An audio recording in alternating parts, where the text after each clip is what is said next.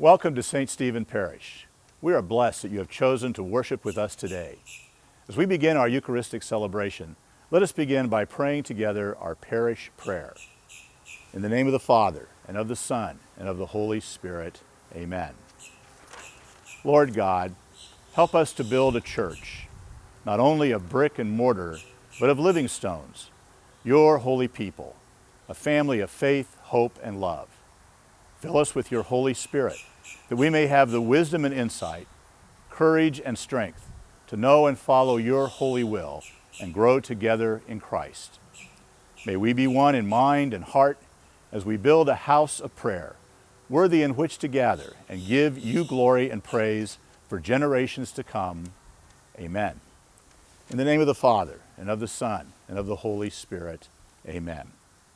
Please prepare your heart now for our celebration of the Eucharist.